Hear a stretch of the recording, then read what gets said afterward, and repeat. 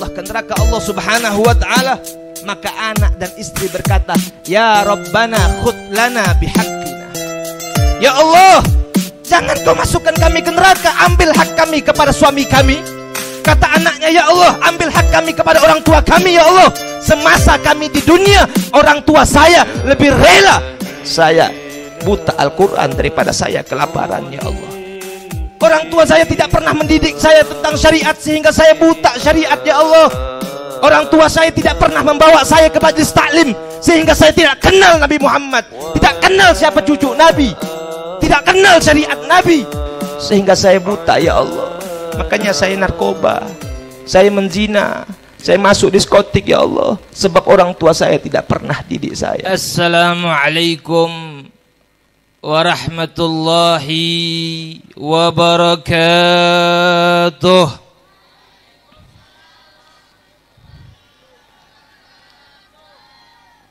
Bismillahirrahmanirrahim. Bismillahilladzi la yadurru ma'asmihi syai'un fil ardi wala fis sama' wa huwas sami'ul alim. Alhamdulillah, alhamdulillahil ahad, wassalatu wassalamu ala man fis sama' ismuhu Ahmad wa fil ardi ismuhu Muhammad wa ala alihi wa sahbihi ila yaumil ma'ad. Allahumma salli wa sallim ala sayyidina Muhammad al-bashir al-mubashir alaina wa alaikum. Kama qala Allah Ta'ala fil Qur'anil Karim, kuntum khaira ummatin ukhrijat linnas ta'muruna bil ma'ruf wa tanhauna 'anil munkar. Allahumma salli wa sallim ala nuril anwar wa sirril asrar wa tiryakil akhyar wa miftahi babil yasar sayyidina wa maulana Muhammadinil Mukhtar wa alihil adhar wa ashabihil akhyar adada ni'amihi wa ifdalih. Yang saya hormati, yang saya muliakan, para alim ulama, para habaib, para kiai-kiai, para asatidah, para tokoh masyarakat, para aparat pemerintah, wabil khusus sahibul bait, sahibul hajah, pengasuh pondok pesantren Nurul Hikmah, yaitu Kiai Haji Muhammad Nurul Faisal dan juga Kiai Haji Abdul Majid Faisal, beserta yang sangat saya muliakan juga Ketua Umum Pondok Pesantren Nurul Hikmah, yaitu Kiai Haji Fauzi. Di sini juga duduk di tengah kita Kiai Haji Mansur Fauzi. Kita doakan semoga kiai-kiai kita, ulama-ulama kita diberikan umur yang panjang oleh Allah, diberikan kesehatan oleh Allah, dimudahkan langkahnya oleh Allah. Amin ya rabbal alamin. Dan yang tak lupa pula juga yang saya hormati, yang saya ta'zimi, ketua panitia beserta seluruh anggotanya, para asatid pondok pesantren Nurul Hikmah, dan juga yang sangat saya muliakan para santri, santriwati, pemuda-pemudi umat baginda Nabi besar Muhammad sallallahu alaihi wasallam. Saudara-saudara yang dimuliakan Allah Subhanahu wa taala, mari kita sama-sama panjatkan puja dan puji syukur kita kepada Allah, karena Dialah Allah, Zat yang maha besar di atas segala sesuatu yang besar. Yang besar selain Allah semuanya kecil, saudara. Dialah Allah, Zat yang maha kaya di atas segala sesuatu yang kaya. Yang kaya selain Allah miskin. Dialah Allah, Zat yang maha kuat, Zat yang maha bijaksana, Zat yang maha berilmu. Yang kuat, yang bijaksana, yang berilmu selain Allah lemah, bodoh, saudara. Dialah Allah yang telah memberikan saya, kula sareng panjenengan nikmat serajah, nikmat semuljah, nikmat di atas segala nikmat. Pada malam hari ini wasilah daripada sahibul bait, sahibul hajah, kita berkumpul dalam acara Isra Mi'raj Sayyiduna Muhammad sallallahu alaihi wasallam. Kita berkumpul di majlis yang mulia merupakan nikmat yang besar dari Allah. Hidayah, inayah, taufik dari Allah yang menyebabkan kita berkumpul di majlis malam ini, saudara. Tanpa hidayah, tanpa inayah, tanpa taufik dari Allah, demi Allah, jangankan yang jauh dari Pontianak, beliau dari Toblinger datang ke sini, yang dekat nggak bisa hadir, saudara. Kalau bukan hidayah dari Allah, inayah dari Allah, pertolongan dari Allah, undangan dari Allah, demi Allah, tidak satu pun dari kita yang kuat melangkahkan kaki di majlis yang begitu mulia, majlis yang begitu agung, majlis yang begitu terpuji. Tidak akan hadir di majlis ini kecuali orang-orang yang mulia di sisi Allah. Tidak akan hadir di majlis ini, saudara, kecuali orang-orang yang terpuji di sisi Allah. Majlis yang begitu sangat mulia. Bicara tentang hidayah. Bicara tentang hidayah, saudara. Pamannya Rasulullah Sallallahu Alaihi Wasallam, Abu Lahab. Ini biar santri tahu ini. Pamannya Rasulullah Sallallahu Alaihi Wasallam, Abu Lahab, saudara. Setiap Abu Lahab bertemu dengan Muhammad, setiap Abu Lahab bertemu dengan Nabi, bertemu dengan Nabi beserta sahabatnya, Abu Lahab selalu menutup watahnya, menutup kedua matanya dengan dia punya ridak, saudara. Kalau bahasa Maduranya surban. Setiap ketemu Muhammad, setiap ketemu Nabi sama sahabatnya, Abu Lahab selalu dia menutup dia punya mata, saudara. Pada suatu saat, tak kala Abu Lahab berjalan, saudara, Abu Lahab bertemu dengan Sayyiduna Muhammad Sallallahu Alaihi Wasallam beserta sahabatnya. Abu Lahab menutup dia punya mata dengan dia punya surban. Karena terlalu sering, saudara, ditanyakan oleh sahabatnya, ya Abalah bin, wahai Abu Lahab, kenapa engkau setiap melihat ponakanmu Muhammad, setiap bertemu ponakanmu Muhammad, engkau selalu menutup matamu, kau tak ingin melihat Muhammad? Apa kata jawaban Abu Lahab? Apa kata Abu Lahab, saudara? Jawaban yang sangat mengejutkan, jawaban yang sangat menakjubkan. Apa kata beliau? Seandai kata, wahai sahabatku, wahai temanku, seandai kata aku izinkan dua biji mataku melihat kepada Muhammad, keponakanku, maka aku pastikan aku akan jatuh cinta kepada Muhammad. Luar biasa, saudara. Abu Lahab ngerti. Abu Lahab faham bahwa siapa saja yang melihat wajah, yang melihat postur, bentuk tubuh Nabi Muhammad, melihat akhlak Nabi Muhammad, adab Nabi Muhammad, akan jatuh cinta kepada Muhammad. Siapa yang bertemu dengan Nabi Muhammad akan jatuh cinta, yang berkumpul dengan Nabi Muhammad tidak akan pernah ingin pisah, saudara. Abu Lahab ngerti, dia faham, tapi hidayah nggak masuk ke hatinya. Allah yang nggak berkenan memberikan Abu Lahab hidayah. Walaupun dia paman Nabi, dia nggak beriman sama Rasulullah Sallallahu Alaihi Wasallam. Maka hidayah nggak pandang itu mau kiai ke, mau habaib ke, mau ustad ke. Kalau sudah hidayah, inayah nggak masuk hatinya, berat kakinya untuk melangkah di majlis-majlis Nabi besar Muhammad Sallallahu Alaihi Wasallam. Majlis yang penuh rahmat, majlis yang penuh maghfirah, majlis yang dihujani dengan malaikat-malaikat yang memintakan ampun untuk umat Nabi Muhammad. Saking mulianya ini majlis, saking mulianya duduknya kita di majlis ilmu, di majlis dzikir, di majlis-majlis Nabi Muhammad. Sampai Rasulullah bersabda kepada Ibnu Mas'ud, ya Ibnu Mas'ud, julusuka sa'atan fi majlisil ilm la tamassu qalaman wala taktubu harfan khairun laka min adki alfi ragabah.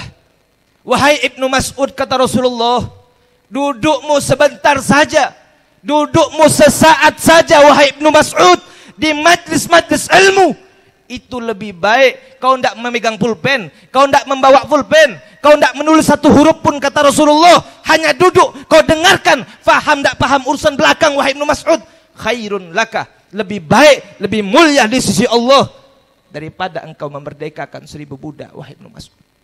Saudara-saudara, memerdekakan satu budak pahalanya di sisi Allah kelak di akhirat. Allah bebaskan seluruh a'dha, seluruh ajzad, dari kepala sampai ke kakinya, saudara. Allah bebaskan, Allah haramkan menyentuh api neraka Allah Subhanahu wa taala. Ini satu budak. Bagaimana kalau 1000 budak, saudara?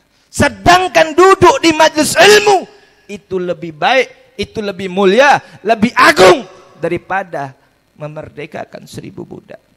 Maka beruntung kalian para santri, beruntung kalian duduk di pondok pesantren, taman-taman surga Allah. Pondok pesantren adalah taman surga Allah yang paling besar di muka bumi Allah Subhanahu wa taala. Pagi sudah ada mengaji, siang mengaji, malam mengaji, sampai subuh mengaji lagi, saudara. Penuh dengan rahmat Allah. Beruntung kalian masuk pondok pesantren, mendapat warisan Nabi besar Muhammad. Nabi Muhammad enggak mewariskan harta, Nabi Muhammad enggak mewariskan jabatan, pangkat, harta, dirham, dinar, tidak, saudara. Apa warisan Nabi? Apa yang Nabi tinggalkan kepada umatnya? Yang Nabi tinggalkan kepada umatnya, yang Nabi wariskan kepada umatnya, al-adab, al-akhlak, al-ibadah, al-wara, zuhud, khauf, khasyah. Itulah warisan Nabi besar Muhammad SAW, dan itu seluruhnya didapatkan oleh santri, saudara. Makanya kita para orang tua zaman sekarang lebih senang anaknya sekolah SD, SMP, SMA, SMU, kuliah ketimbang masukkan anaknya ke pondok pesantren. Beb, kalau saya masukkan anak saya ke pondok pesantren, anak saya mau kerja apa, Habib? Anak saya mau jadi apa, Habib? Orang tua zaman sekarang, saudara, lebih rela, lebih takut anaknya kelaparan daripada anaknya buta Al-Quran. Orang tua zaman sekarang, saudara, lebih rela anaknya buta syariat daripada anaknya melarat, saudara. Makanya banyak itu saya lihat nyantai di kardu-kardu. Ya, betul. Itu ngapain itu? Sampai jam 2 malam, saudara. Karena orang tuanya nggak mau mendidik.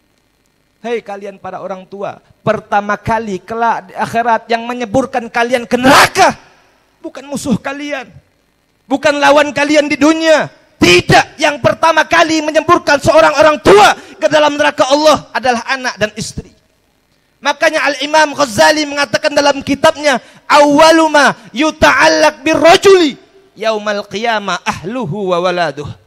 Pertama kali yang akan diberatkan, yang akan digantungkan, yang akan dikaitkan kepada seorang tua, itu adalah istri dan anaknya, saudara.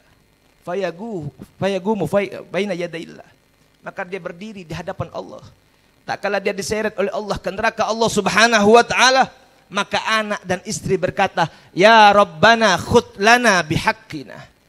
Ya Allah, jangan kau masukkan kami ke neraka, ambil hak kami kepada suami kami. Kata anaknya, "Ya Allah, ambil hak kami kepada orang tua kami, ya Allah. Semasa kami di dunia, orang tua saya lebih rela saya buta Al-Quran daripada saya kelaparan, ya Allah.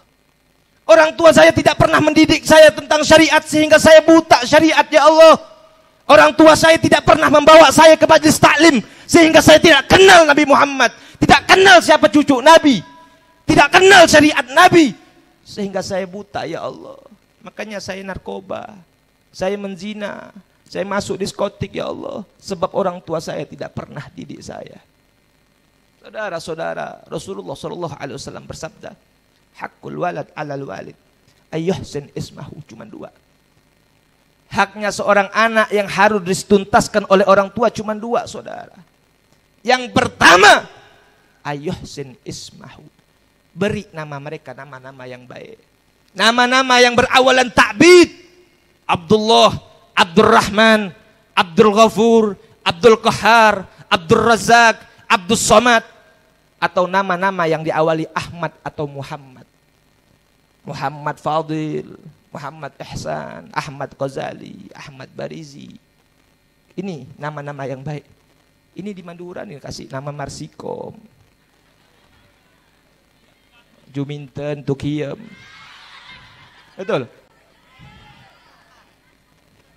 Kadang yang herannya saudara, yang herannya saya, datang banyak ulama di Madura, banyak habaib. Ini orang tua mator ke kiai.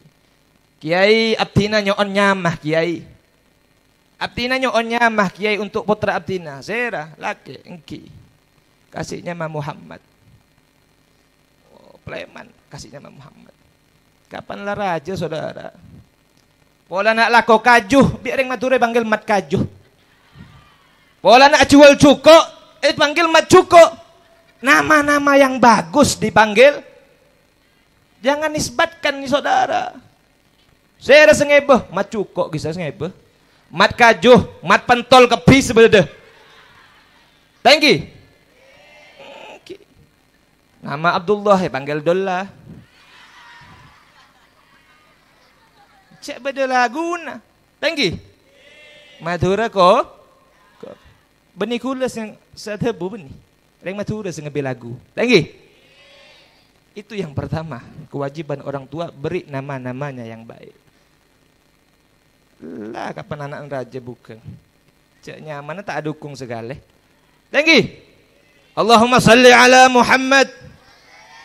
Yang kedua saudara. Ayuhsin adabahu. Perbaiki adab-adab mereka, akhlak-akhlak mereka, sehingga mereka besar tahu menghargaimu, tahu cara bersalaman sama orang tua, bersalaman sama kiai, bersalaman sama habaib. Ini banyak anak-anak bersalaman datang sama habib begini.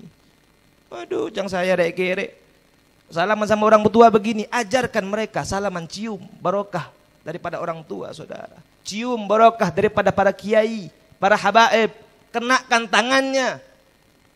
Makanya Rasulullah bersabda, man safaha aliman faka'annama safahani. Siapa orang yang bersalam dengan orang alim, sebagaimana dia bersalaman denganku, kata Rasulullah. Bersalaman sama habaib, bersalaman sama kiai kayak orang mulia begini. Cium tangannya saudara, maka kau seperti mana bersalaman dengan Rasulullah sallallahu alaihi wasallam. Man jalasa aliman faka'annama jalasani. Siapa orang yang duduk bersama orang alim, duduk satu majlis bersama para habaib, para kiai, maka dia sama dengan halnya duduk dengan baginda Nabi besar Muhammad sallallahu alaihi wasallam. Maka cek menghindar daripada ulama, cek menghindar daripada kiai. Rabu, kiai Rabu, Habib Rabu datang, tojuk sama beliau. Kalau sampai sudah duduk sama ulama, sama halnya kalian duduk dengan baginda Nabi besar Muhammad sallallahu alaihi wasallam. Wa man jalasani fid dunya ajlastuhu ma'i yaumal qiyamah. Siapa orang yang pernah duduk bersamaku di dunia, kata Rasul, maka dia akan duduk bersamaku kelak di akhirat, yaitu surga Allah Subhanahu wa taala. Amin ya rabbal alamin. Saudara-saudara, kita bersyukur sama Allah Subhanahu wa taala dapat duduk bersama-sama dalam acara Isra wal Mi'raj Sayyiduna Muhammad sallallahu alaihi wasallam. Duduk mengharapkan rahmat. Jangan sampai kita baca sejarah Nabi yang disampaikan oleh kiai tadi, membaca sejarah Rasulullah sallallahu alaihi wasallam, memuji Nabi, bersalawat kepada Nabi, mengagungkan Nabi. Jangan bicara itu terlalu tinggi, saudara.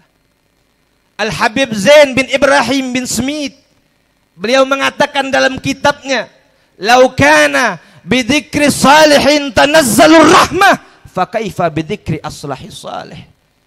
Kalau saja menyebut nama orang soleh, membaca sejarah orang soleh, mendatangkan rahmat Allah, kasih sayang Allah. Menyebut sejarah mereka, sebutkan bagaimana ibadah mereka, ilmunya mereka, adabnya mereka, akhlaknya mereka, waraknya mereka, zuhudnya mereka, bagaimana beliau menjaga dari makanan yang halal dan haram.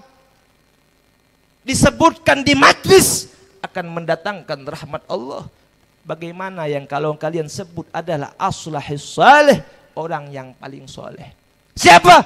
Wahwa Sayyidul Rasul, Sayyidul Mursalin, Sayyidul Anbiya, Sayyidul Ajsad, Sayyidul Arwah, wahwa Sayyiduna Muhammad sallallahu alaihi wasallam. Maka bukan hanya rahmat saudara, maka bukan hanya maghfirah Allah yang turun, bahkan Nabi hadir di majlis di mana umat Muhammad memujinya. Kalian mau tahu berapa banyak malaikat-malaikat yang Allah ciptakan tak kala kita duduk di majlis ini? Kalian ingin tahu berapa banyak malaikat-malaikat yang Allah turunkan di majlis di mana umat Muhammad bersolawat, memuji Nabi, membaca sejarah Nabi? Di dalam kitab Muhadaratu Haulal Isra wal Mi'raj dikisahkan saudara bahwa Sayyiduna Muhammad sallallahu alaihi wasallam tak kala Isra, di pertengah perjalanan Nabi besar Muhammad, Rasulullah bertemu dengan malaikat yang memiliki 1000 tangan saudara. Setiap tangan malaikat ini memiliki 1000 jari saudara. Rasulullah melihat itu tak kalah pemberkatan, "Kif ya Jibril, berhenti wahai Jibril." Dipanggil itu malaikat, "Wahai malaikat, apa yang Allah perintahkan, apa yang Allah tugaskan kepada engkau sehingga engkau memiliki 1000 tangan dan setiap tanganmu memiliki 1000 jari?" Maka kata malaikat itu, "Ya Habiballah, wahai kekasihnya Allah, wahai Sayyiduna Muhammad, aku diciptakan Allah memiliki 1000 tangan dan setiap tanganku memiliki 1000 jari. Aku diperintahkan untuk menghitung berapa banyak tetesan-tetesan hujan yang jatuh dari langit ke muka bumi Allah Subhanahu wa ta'ala. Aku diperintahkan wahai Rasul untuk menghitung berapa banyak tetesan-tetesan hujan yang jatuh dari langit ke muka bumi Allah." Maka Nabi Muhammad bertanya saudara, Nabi Muhammad iseng bertanya kepada malaikat, "Wahai malaikat, apakah engkau tahu? Apakah engkau ngerti? Apakah engkau faham wahai malaikat? Berapa banyak tetesan-tetesan hujan dari zaman Nabi Adam sampai saat ini? Tahu enggak engkau?" Maka kata malaikat itu, "Ya Rasulullah, walladzi nafsi biyadih, demi zat yang kekuatanku ada di genggamannya. Ya Rasulullah, demi zat yang nyawaku, jiwaku, kekuatanku ada di genggamannya. Aku tahu ya Rasul berapa banyak tetesan hujan yang jatuh dari langit ke muka bumi Allah dari zaman Nabi Adam sampai saat ini. Aku ngerti wahai Rasulullah, bahkan," kata beliau, "aku juga tahu, ngerti, faham berapa banyak ranting-ranting pohon, dedaunan-dedaunan yang jatuh per detiknya ke muka bumi Allah Subhanahu wa ta'ala." Sungguh luar biasa saudara. Sungguh luar biasa keistimewaan yang Allah berikan. Sampai Nabi takjub. Hitungan apa yang kau tidak bisa wahai malaikat, seluruhnya engkau bisa menghitungnya. Maka tidak ada bilangan hitungan yang lebih besar daripada 2 yang kau sebutkan tadi. Tidak ada bilangan hitungan yang lebih dahsyat daripada 2 hitungan yang tadi. Sungguh luar biasa. Tak kala dipuji oleh Nabi Musa Muhammad, malaikat menunduk saudara. Malaikatnya malu sama Nabi. Apa kata malaikat itu? "Ya Rasulullah, ada satu yang aku tidak bisa hitung ya Nabi. Ada satu yang aku tidak sanggup untuk menghitungnya wahai Rasul." "Apa hitungan itu wahai malaikat? Coba engkau beritakan, kau sampaikan kepadaku. Hitungan apa yang engkau tidak sanggup untuk menghitungnya, sedangkan 2 hitungan yang paling dahsyat saja engkau mampu." Maka kata malaikat itu, "Ya Rasulullah, ya Habiballah, tak kala aku melihat umatmu duduk dalam satu majlis, mereka memuji Allah, mereka bertakbir, bertahmid, bertahlil, bertahmid sama Allah Subhanahu wa ta'ala. Mereka memuji engkau ya Allah, ya Rasul. Mereka mengagungkan engkau, memuliakan engkau. Di waktu itulah aku tidak sanggup menghitung berapa banyak malaikat-malaikat yang Allah turunkan untuk memberikan rahmat serta ampunan kepada umatmu wahai Nabi." Bayangkan berapa banyak malaikat-malaikat yang Allah ciptakan hanya untuk memintakan ampun saya dan kalian yang duduk di majlis Nabi besar Muhammad sallallahu alaihi wasallam. Saudara-saudara yang dimuliakan Allah, kita duduk di majlis Nabi besar Muhammad, membaca sejarah Nabi Muhammad, mengagungkan Nabi Muhammad, tidak sedikit pun menambahkan kemuliaan Nabi besar Muhammad. Tapi kita yang lebih mulia, kita yang butuh sama Nabi, kita yang butuh sama Rasulullah, maka setiap apapun yang bersangkutan sama Nabi, sesuatu itu menjadi sesuatu yang sangat mulia di sisi Allah Subhanahu wa taala. Pada kesempatan malam hari ini saudara, saya ingin membahas sedikit kisah-kisah Isra wal Mi'raj. Kisah-kisah yang jarang kita dengar yang berkaitan dengan Isra wal Mi'raj Nabi besar Muhammad sallallahu alaihi wasallam. Isra wal Mi'raj Nabi besar Muhammad itu Allah laksanakan pada tahun yang digelar Amul Huzun. Tahun kesedihan, tahun kesusahan bagi Nabi besar Muhammad. Peristiwa Isra adalah peristiwa yang sangat istimewa. Adalah pertemuan seorang kekasih menemui kekasihnya, yang tidak ada pertemuan seindah pertemuan Nabi kepada Allah Subhanahu wa taala. Peristiwa yang tidak pernah terjadi sebelum dan sesudahnya saudara. Allah panggil Nabi besar Muhammad untuk Mi'raj bertemu dengannya. Pada itu tahun itu adalah Amul Huzun. Kenapa tahun itu digelar Amul Huzun? Karena pada tahun yang sama saudara, tahun itu wafat istri yang Nabi cintai, istri yang banyak berkorban untuk Nabi, yaitu Sayyidatuna Khadijah. Belum selang lama wafatnya Sayyidatuna Khadijah radhiyallahu anha, wafat paman yang sangat melindungi Nabi, yaitu Abu Thalib saudara. Dua tokoh ini adalah dua tokoh yang paling penting dalam Islam. Dua tokoh yang paling banyak berjasa dalam Islam. Dua tokoh yang menjadi kemenangan Islam saudara. Yang pertama Sayyidatuna Khadijah radhiyallahu anha adalah wanita, perempuan yang mengorbankan seluruh hartanya untuk perjuangan Nabi besar Muhammad, yang mengeluarkan seluruh hartanya untuk perjuangan Islam saudara. Bahkan baju-baju perang yang dipakai sahabat tak kala peperangan Badar, peperangan Uhud, senjata-senjata perang yang dipakai oleh sahabat merupakan harta dari harta yang dipertahankan oleh Sayyidatuna Khadijah. Paling banyak mengorbankan untuk Nabi besar Muhammad, mengorbankan untuk pengorbanan Nabi besar Muhammad. Bahkan tak kala meninggal beliau, hampir menjelang wafat beliau berpesan sama putrinya yang tercinta, yaitu Sayyidatuna Fatimah Az-Zahra. Apa kata Khadijah? Apa kata Sayyidatuna Khadijah? Wahai putriku, wahai anakku, tolong engkau sampaikan kepada ayahmu Rasulullah untuk memberikan aku sehelai pakaian untuk jadikan kain kafanku tak kala aku meninggal. Kalau Rasulullah ridha, ambil tulang belulangku kelak untuk perjuangan Islam. Fatimah mendengar ucapan ibunya saudara. Fatimah berkata kepada ibunya, ya ummi, wahai ibu, kenapa tidak engkau langsung yang nyampaikan kepada Rasulullah? Kenapa tidak engkau langsung yang nyampaikan kepada Nabi Muhammad? Apa kata Sayyidatina Khadijah? Aku malu sama Rasulullah sallallahu alaihi wasallam. Akhirnya disampaikan oleh Fatimah. Tak kala sampai berita itu kepada Fatimah saudara, maka apa kata Rasulullah? Wahai Khadijah, wahai istriku tercinta, kenapa engkau harus malu meminta sehelai pakaianku untuk jadikan kain kafanmu?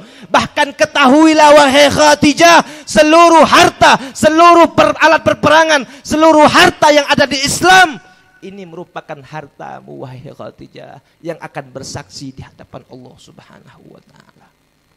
Istri yang sangat Nabi cintai wafat pada tahun itu saudara.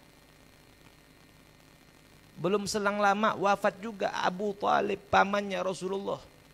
Paman yang sangat mencintai Nabi, paman yang sangat dicintai Nabi, paman yang melindungi Nabi dari kecil saudara. Paman yang berdiri di barisan paling depan tak kala ada orang yang memusuhi Nabi Muhammad. Tak kala ada orang yang memusuhi Nabi Muhammad, menyakiti Nabi Muhammad, mencaci maki Nabi Muhammad, Abu Thalib berada di barisan paling depan untuk melawan, untuk mencegah daripada kebahayaan yang sampai kepada Nabi Muhammad sallallahu alaihi wasallam. Maka tak kala itu kesedihan yang luar biasa yang dialami oleh Nabi besar Muhammad. kesedihan yang luar biasa yang dialami oleh baginda Rasulullah sallallahu alaihi wasallam membuat Allah memanggil Nabi untuk menghibur hatinya. Tak kala dipanggil sebelum Nabi Muhammad sallallahu alaihi wasallam dimi'rajkan, di Isra wal Mi'raj oleh Allah Subhanahu wa taala, terlebih dahulu Allah panggil Jibril, "Wahai Jibril, tolong engkau carikan buruk di taman buruk untuk jadi tunggangan kekasihku Muhammad." Allah perintahkan saudara Jibril. Akhirnya Jibril mencari, masuk ke taman buruk saudara. Masuk ke taman buruk, Jibril lihat banyak buruk-buruk yang tampan. Banyak buruk-buruk yang gagah, bersih badannya, sehat badannya. Buruk-buruk yang begitu indah saudara. Ada di pojokan buruk-buruk satu buruk yang menangis terseduh-seduh, kurus badannya saudara. Menangis terseduh-seduh, dihampiri oleh malaikat Jibril. Ditanyakan, "Wahai buruk, kenapa engkau menangis terseduh-seduh? Seluruh kawanmu bahagia, seluruh kawanmu gembira. Kenapa engkau menangis? Aku lihat yang tangisan dengan tangisan yang begitu dahsyat." Maka apa kata buruk itu saudara? "Wahai Jibril, ya malaikat Jibril, sungguh tak kala Allah meniupkan ruh kepada kami, kepada jasad kami, tak kala Allah meniupkan serentak ruh pada jasad kami, Allah berkata kepada kami bahwa salah satu dari kalian akan jadi tunggangan kekasihku Muhammad. Akan menjadi tunggangan kekasihku Muhammad. Maka semenjak itu wahai Jibril, aku mendengar Allah akan menjadikan salah satu dari kami tunggangan kekasihnya, tunggangan orang yang paling mulia, yaitu Sayyidina Muhammad. Aku menangis merindukan Nabi Muhammad. Aku berharap akulah buruk yang akan jadi tunggangan Nabi besar Muhammad sallallahu alaihi wasallam. Akhirnya Jibril ambil itu buruk. Karena kecintaannya kepada Nabi besar Muhammad. Karena kecintaannya luar biasa kepada Nabi Muhammad, Jibril ambil itu buruk. Dijalankan Nabi Muhammad minal Masjidil Haram ila Masjidil Aqsa saudara. Sampai ke Mi'raj saudara. Tak kala hampir sampai Nabi besar Muhammad menuju Sidratul Muntaha, Allah memerintahkan seluruh malaikat untuk berdiri menghormat Nabi besar Muhammad. Allah perintahkan seluruh malaikat untuk berdiri menyambut kekasihnya Muhammad.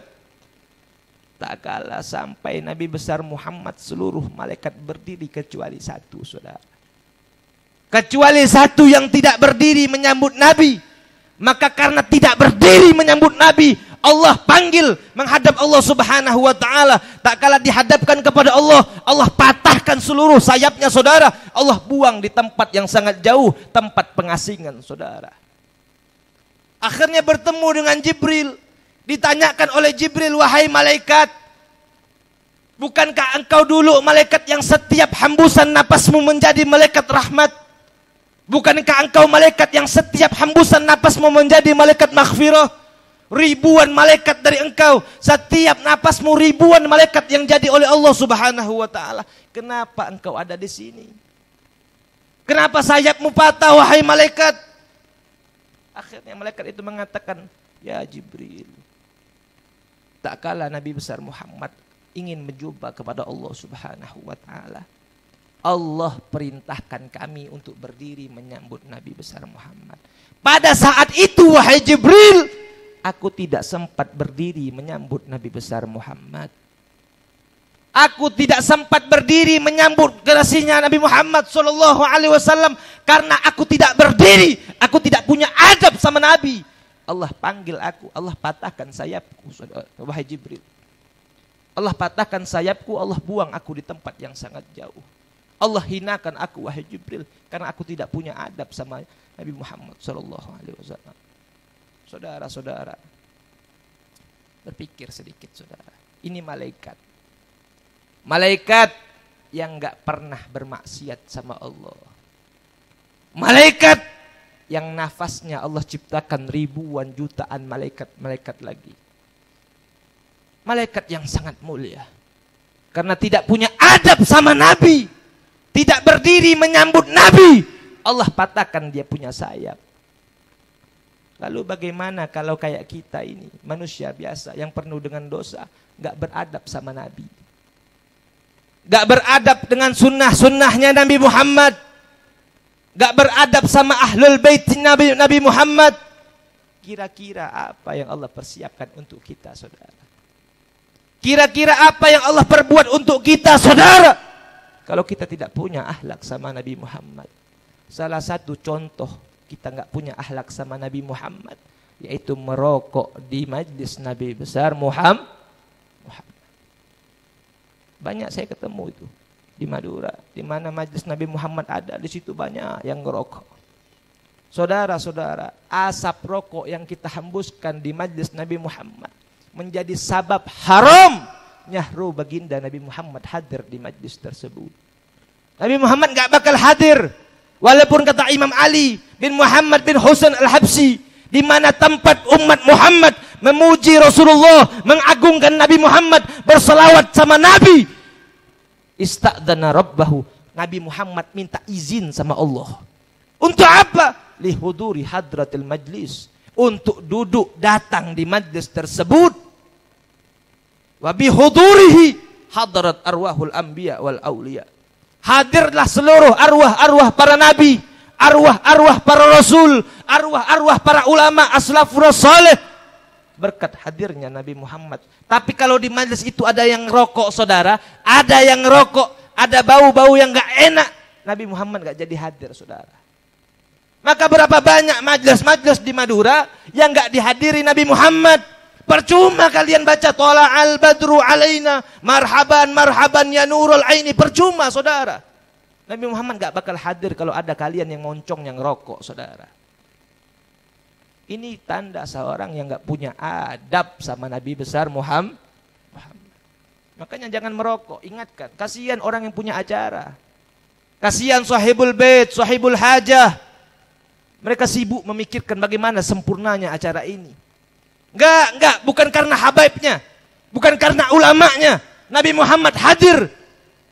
Tidak cukup dengan mengundang habaib, mengundang ulama untuk mendatangkan Nabi besar Muhammad. Kalau kalian masih ada yang ngerokok, kalau kalian di dalam majlis masih ada yang pacaran, naudzubillah min dzalik. Ini adab yang pertama kali yang perlu kalian perhatikan. Di mana kalian letak, yang mana kalian adakan majlis Nabi besar Muhammad sallallahu alaihi wasallam.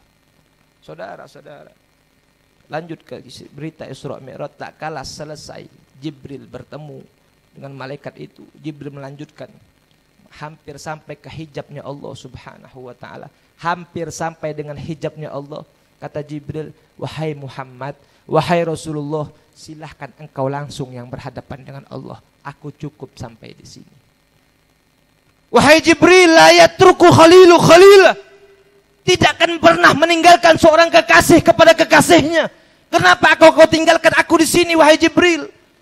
Ya Rasulullah, ini hijabnya Allah. Yang jika aku masuk, aku akan musnah selamanya. Yang jika aku melangkah, aku akan musnah selamanya, wahai Nabi. Dan tidak satu pun makhluk di alam semesta yang bisa masuk hijab Allah kecuali engkau. Karena nurmu beda dengan nurku, wahai Nabi. Makanya Rasulullah, makanya malaikat Nabi Musa, saudara, tak kalah meminta sama Allah dalam Al-Quran, ya Rabbi arini andur ilaik. Wahai Tuhanku, aku ingin melihatmu, aku ingin bertemu denganmu.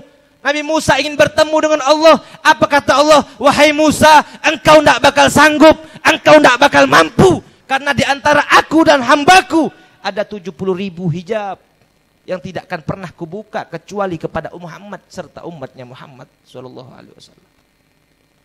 Tidak akan pernah kubuka. Maksa Nabi Musa naik ke Bukit Tursina. Baru Allah tampilkan, kata Imam Ghazali, Allah hanya menampilkan daripada hijabnya biqadril anamil. Hanya seujung daripada jari, saudara. Hijabnya Allah masuk. Gunung Tursina hancur, lebur sampai binasa. Sampai Nabi Musa jatuh pingsan, saudara. Nabi Musa nggak sanggup untuk bertemu dengan Allah. Mengemis sama Allah untuk bertemu. Nabi Muhammad tidak pernah mengemis, tidak pernah meminta sama Nabi, sama Allah untuk bertemu dengan Allah. Nabi Muhammad nggak pernah minta untuk bertemu dengan Allah, untuk dipanggil Isra Mi'raj, tidak pernah, saudara. Tapi Allah yang memanggil kekasihnya untuk bertemu dengan dirinya. Allah yang rindu dengan Nabi Muhammad. Seluruh para nabi ingin bertemu melihat zat Allah. Nabi Muhammad enggak. Nabi Muhammad Allah yang butuh, Allah yang rindu sama Nabi besar Muhammad. Seluruh para nabi dalam Al-Quran dipanggil oleh Allah dengan namanya. Nabi Muhammad enggak pernah minta Allah panggil dengan pangkatnya, saudara. Tak kala Allah panggil Nabi Adam, ya Adam, uskun anta wa zaujukal jannah. Ya Nuh, ihbitu minna bisalamin wal barakat. Ya Musa, la takhaf. Ya Ibrahim, qad saddaqta ar-ru'ya. Ya Yahya, khudil kitaba biquwwah. Ya Zakaria, inna nubashshiruka bighulamin ismuhu Yahya. Semua Allah panggil dengan namanya, tapi tak kala Allah panggil Nabi besar Muhammad, Allah panggil dengan panggilan yang sangat mulia, ya ayyuhan nabi, dengan pangkatnya, saudara. Ya ayyuhar rasul, Yasin, Toha. Ulama mufassirin, Al-Imam Fakhruddin mengatakan, saudara, dari banyak asma'ul husna, asma'ul husna di dalam Al-Quran yang tidak berhak Allah pinjamkan kalimat ismu min asma'il husna untuk siapapun, saudara. Tidak berhak. Tidak berhak Allah pinjamkan ismu min asma'il husna kepada seluruh nabi, seluruh rasul, saudara. Tidak berhak.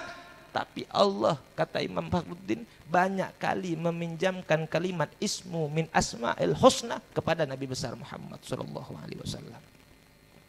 Laqad ja'akum nur. Telah datang kepada kalian nur. Siapa nur? Sayyiduna Muhammad. Kenapa Allah tidak katakan laqad ja'akum Muhammad? Telah datang kepada kalian Muhammad. Allah pakai laqad ja'akum nur. Telah datang kepada kalian cahaya. Siapa? Sayyiduna Muhammad. Wa innaka la'ala khuluqin azim. Siapa yang mengazimkan Allah? Yang mengazimkan kekasihnya. Dia berikan namanya azim untuk kekasihnya Sayyiduna Muhammad. Laqad ja'akum rasulun min anfusikum azizun. Nama siapa Aziz? Azizun alaihi ma anittum harisun alaikum bil mu'minina raufur rahim, yang seharusnya itu milik Allah tapi dia pinjamkan untuk kekasihnya Muhammad. Nabi Muhammad enggak pernah minta, saudara. Enggak pernah minta pangkat sama Allah, enggak pernah. Akhirnya kata Nabi, wahai Jibril, bukankah engkau diciptakan Allah dari nur? Aku juga dari nur. Apa bedanya wahai Jibril? Maka kata Jibril, ya Rasulullah, aku diciptakan dari nur, tapi nurku beda dengan nurmu. Aku diciptakan dari cahaya, tapi cahayaku beda dengan cahayamu, wahai Nabi. Cahayamu Allah ciptakan daripada cahayanya Allah subhanahu wa ta'ala. Maka hanya engkau yang dapat masuk berjumpa dengan Allah subhanahu wa ta'ala. Dan kelak di akhirat hanya umatmu yang dapat melihat Allah subhanahu wa ta'ala. Kita mulia sebab Nabi besar Muhammad. Nah, saudara, Imam Ali mengatakan dalam Maulid Simtud Durar, beliau mengatakan, wa ma min khuluqin fil bariyatil mahmud illa wa huwa mutalaqan an sayyidil wujud. Tidak ada di muka bumi alam semesta ini yang menjadi mulia, yang menjadi agung, yang menjadi terpuji, yang menjadi mahal harganya, kecuali dia ada hubungan kaitan dengan baginda Nabi besar Muhammad. Sampai oning Mekah, santri oning Mekah, pernah dengar ki? Pernah ngaji? Mekah ini kan mulja apa punten? Mulja apa punten? Anak apa mak mulja? Hah? Anak apa Mekah mak mulja? Karena tempat lahirnya baginda Nabi besar Muhammad sallallahu alaihi wasallam. Kota Madinah, pernah dengar? Mulia apa tidak? Mulja apa punten? Anak apa mak mulja?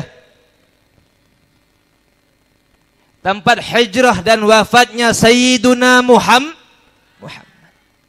Hajar Aswad, mulia apa punten? Mulja apa punten? Anak apa? Karena Nabi meletakkannya punten. karena pernah menyentuh bibir baginda Nabi besar Muhammad sallallahu. Menyentuh bibir Nabi Muhammad, maka seluruh umat yang menciumnya Allah ampunkan dia punya dosa, saudara. Berebut orang mencium, kenapa? Karena pernah menyentuh bibirnya baginda Nabi besar Muhammad. Buraq menjadi mulia, kenapa? Karena Buraq pernah ditunggangi oleh baginda Nabi besar Muhammad. Pernah ulama menanyakan, saudara. Ulama menanyakan, mulia mana sandalnya Nabi dengan malaikat Jibril? Maka kata ulama, malaikat Jibril seumur-umur hidupnya tidak pernah bertemu langsung sama Allah. Sandalnya Nabi, bahkan sama Nabi bertemu langsung kepada Allah Subhanahu wa ta'ala. Maka sandalnya Nabi menjadi makhluk nomor 2 paling mulia di alam semesta, saudara. Sandalnya Nabi walaupun dari kulit, tapi pernah menyentuh tubuh ajasad daripada Nabi besar Muhammad, maka sandal itu menjadi mulia. Ditanyakan juga, wahai Syekh, mulia mana Makkah sama makbarah Nabi, sama kuburannya Nabi Muhammad? Kata Syekh, kalau lihat dari fisiknya Makkah, maka Makkah lebih mulia. Tapi kalau yang lihat yang bersemayam di dalamnya, maka kuburan Nabi lebih mulia dari apapun di alam semesta ini. Maka saya dan kalian, kula sareng sampeyan, teti muljah karena umat baginda Nabi besar Muhammad. Jangankan berkaitan dengan Nabi, saudara. Jangankan berkaitan dengan Rasulullah, terlalu mulia. Al-Quranul Karim, kalamullah, yang Allah turunkan melewati malaikat Jibril. Dalam pesantren ngantuk. Oke. Allah turunkan melewati malaikat Jibril, maka malaikat Jibril naik statusnya menjadi Sayyidul Malaikah, pemimpin dari malaikat-malaikat lainnya, saudara. Barakah Al-Quran. Diturunkan oleh malaikat Jibril, diturunkan pada malam Lailatul Qadar, maka malam Lailatul Qadar menjadi malam yang paling mulia. Siapapun umat Muhammad yang ibadah pada malam Lailatul Qadar, ibadahnya lebih baik daripada 1000 bulan. Diturunkan pada bulan Ramadan, maka bulan Ramadan menjadi Sayyidul Syuhur, pemimpin dari setiap bulan-bulan yang lainnya. Bulan yang sangat mulia di antara bulan-bulan lainnya. Diturunkan pada hari Jumat, naik status hari Jumat menjadi Sayyidul Ayyam, pemimpin dari hari-hari yang lain. Al-Quran yang diturunkan untuk Nabi besar Muhammad bisa menjadikan setiap sesuatu yang berhubung dengannya menjadi mulia. Bagaimana kalau Sayyiduna Muhammad sallallahu alaihi wasallam? Nabi Musa iri, para nabi, para rasul iri sama saya dan kalian, karena saya dan kalian umat baginda Nabi besar Muhammad. Sebelum para nabi, sebelum para rasul masuk surga, saya dan kalian yang pertama kali masuk surga Allah Subhanahu wa taala. Amin ya rabbal alamin. Maka intisari daripada Isra wal Mi'raj, saudara. Intisari daripada Isra wal Mi'raj. Dipanggilnya Nabi Muhammad berjumpa dengan Allah Subhanahu wa taala. Dipanggilnya Nabi Muhammad berjumpa dengan Azizul Wahhab, Khaliqul samawati wal ard, bila hijab, tanpa ada halangan. Yaitu Allah menitipkan, memerintahkan hadiah untuk umat Nabi besar Muhammad. Allah ingin menyampaikan amanah yang begitu besar, amanah yang begitu agung, yang disebut oleh Al-Habib Umar bin Hafid Rihlah Rabbaniyah, hadiah terbesar untuk umat Nabi Muhammad. Kenapa digelar Rihlah Rabbaniyah? Karena perintah salat adalah perintah amalan yang diawali dengan lafaz Allah, diakhiri dengan lafaz Allah. Diawali dengan takbir, diakhiri dengan salam. Wa ma bainahuma, di antara takbir dan salam seluruhnya memuji Allah Subhanahu wa taala. Rihlah Rabbaniyah, hadiah terbesar kata beliau. Kenapa? Karena hanya satu amalan ini yang menyambungkan seorang hamba langsung kepada Allah Subhanahu wa taala. Tidak ada amal daripada amal al-salih, amal baik yang menyambungkan hamba kepada Allah melebihi ibadah salat, saudara. Makanya tak kalau Allah perintahkan haji, Allah cukup lewat Al-Quran. Allah perintahkan umat Muhammad untuk berpuasa, Allah cukup lewat Al-Quran. Allah perintahkan umat Muhammad untuk berzakat, Allah cukup lewat Al-Quran. Tak kala Allah perintahkan umat Muhammad untuk jihad, Allah cukup lewat Al-Quran. Tapi tak kala Allah perintahkan untuk melaksanakan sholat 5 waktu, Allah tidak cukup lewat Al-Quran, saudara. Allah panggil kekasihnya, berjumpa dengannya untuk membawa amanat yang sangat besar. Amanat yang sangat besar, yang sangat mulia, yang akan diberikan kepada umat Muhammad. Makanya sholat itu menjadi ra'sul ibadah, kepalanya ibadah, pangkalnya ibadah, otaknya ibadah. Baik buruk umat Muhammad tergantung sholatnya. Kalau sholatnya baik, sholatnya sempurna, sholatnya bagus, baik, sempurna juga seluruh amalnya. Kalau sholatnya berusak, sholatnya hancur, sholatnya bolong-bolong, rusak, hancur juga seluruh amal-amalnya. Gak guna kalian haji, gak guna kalian sedekah, gak guna kalian beribadah ini itu, kalau kalian gak sholat. Gak ada bagusnya orang gak sholat. Maka saking beratnya sholat, saudara, saking pentingnya sholat, sampai Sayyiduna Muhammad menjelang wafatnya beliau berwasiat, alaikum bissalah, alaikum bissalah, wahai umatku, ingat, jaga solat kalian, jaga solat kalian. Al-farqu bainana wa bainahum, bedanya kita sama Yahudi, bedanya kita sama Nasrani, as-salah faman tarakaha faqad kafara. Hanya solat, wahai sahabatku, wahai umatku. Kalau kalian tinggalkan maka kalian kafir. Inilah suatu ibadah, pengakuan seorang hamba kepada Allah Subhanahu wa taala. Napa gunana sampean haji? Napa gunana sedekah, bangun masjid, bangun pondok mun sampean lo salat? Napa gunana jadi ustad, ngerti ilmu, faham ilmu, salat lalai? Jangankan sampai meninggalkan salat, saudara. Lalai salat itu musibah terbesar bagi umat Muhammad. Makanya di zaman Al-Habib Umar bin Abdurrahman Al-Attas, tak kala beliau ngajar, saudara, mengajar santrinya, datang khadimnya beliau, wahai Habib, anakmu yang bernama Fulan bin Fulan meninggal. Akhirnya beliau tutup, beliau punya kitab, beliau tutup, beliau punya majlis.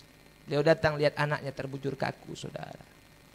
Akhirnya menyebarlah berita-berita itu ke seluruh Korea, seluruh kampung-kampung. Karena ini Al-Imam Habib Umar bin Abdurrahman adalah ulama besar di masa itu, pemimpin-pemimpin kaum di masa itu.